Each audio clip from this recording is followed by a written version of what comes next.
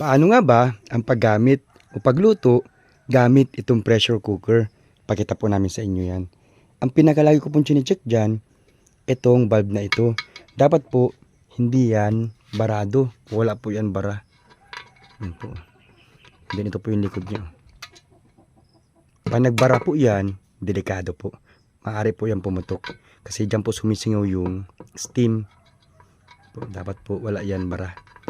Lagi nyo pong i-check yan. Kahit po luma na itong pressure cooker namin, lagi ko pa rin po yan chine-check.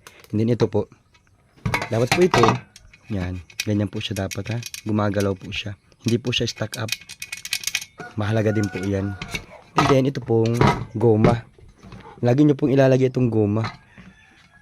Huwag nyo pong kakalimutan ilagay yan. At hindi po yan magiging pressure cooker pag walang goma. Yan po ano, para mahigpit po, para silyado. Napapansin nyo po itong markang ito. Meron din po yan, purpose. So dapat po, huwag tayong sosobra dyan na masyado. Kumbaga po, yan lang po yung level natin.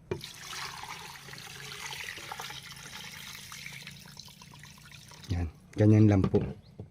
And then, ilat na po natin. Tulad po ng sabi ko kanina, huwag niyong kalilimutan itong gomang ito. Napakahalaga po niyan. Yan na po yung paglock niyan ha.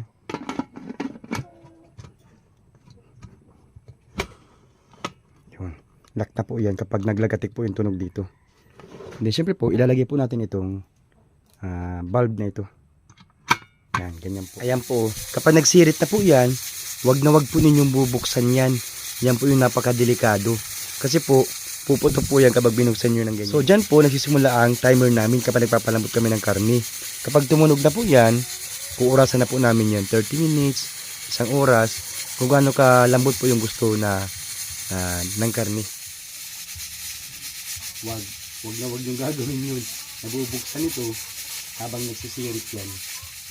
At kapag po yan po ay tumunog na, wag nyo na pong palakasan ng apoy. Dapat po ang apoy, medium na lang po or mahina na lang po ang apoy. Tulad po niyan, konti na lang po yung baga. Kung marunong ka na pong gumamit ng pressure cooker, hindi po para sa iyo itong video ito. I-share mo na lang po sa mga hindi pa po marunong gumamit ng pressure cooker o hindi pa po sanay gumamit ng pressure cooker. Yan si mother, nag-gare games. Naghihintay nang lumambot yung karne. After 30 minutes po, hindi naman masyadong palambutin yung karne namin. Okay na po yan. Huwag na huwag po niyong bubuksan. Ganito po yung ginagawa namin dyan.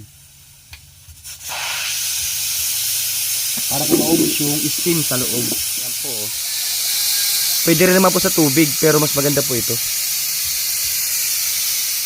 Comment ka po kayo dyan kung paano po kayo nag-aalis ng steam ng pressure cooker. Pwede na naman po yung ganito. Pag wala na pong nasingaw, safe na po yung buksan. And syempre po, timplahan na po ninyo yung niluluto ninyo. So ganoon na po kami gumamit ng pressure cooker. Yun lang po, sana makatulong. Bye bye.